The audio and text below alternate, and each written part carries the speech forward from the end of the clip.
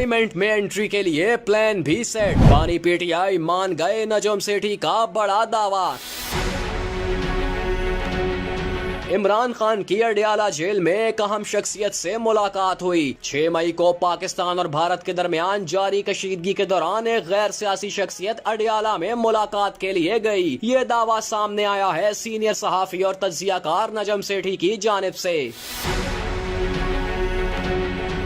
नजम सेठी ने दावा किया कि इस शख्सियत ने इमरान खान को भारत के साथ होने वाली कशीदगी पर ब्रीफिंग दी। इन्हें बिल्कुल ऐसे ही ब्रीफिंग दी गई जैसे वजीर आजम को ब्रीफिंग दी जाती है, जिसमें इमरान खान को एतमाद में लिया गया और इन्हें बताया गया कि भारत पाकिस्तान पर ये इल्जामात लगा रहा है।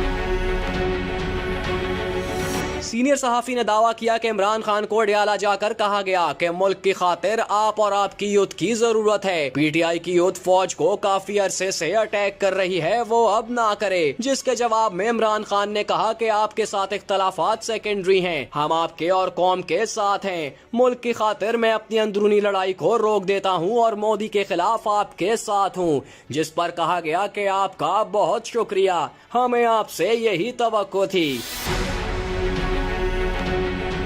नजम सेठी ने दावा किया कि 6 मई को इमरान खान के साथ जेल में होने वाली मुलाकात के बाद ट्विटर खोला गया। DGI-SPR ने पीटीआई सोशल मीडिया वालों को साइबर वॉरियर्स करार दिया। पंजाब में पाकिस्तान जिंदाबाद रैलीज निकालने वालों को 24 घंटों के अंदर अंदर रिहा कर दिया गया। राना सनाउल्लाह और अता तारड़ ने पीटीआई की तारीफ की। इलेक्शन कमीशन को ग्रीन सिग्नल दिया गया है कि सानिया निश्तर की खाली करदा सीट पर सेनेट का इलेक्शन करवा दें। इस सारी पेशरफ्त के नतीजे में मई के इख्तिताम या जून में इमरान खान की रिहाई हो सकती है। इमरान खान ने मुलाकात करने वाली शख्सियत से कहा कि मैंने अदालतों के जरिए रिहा होना है और जून तक इमरान खान की रिहाई का इम्कान है। इमरान खान की सजा मुअत्तली का केस लगना एक अहम पेशरफ्त है।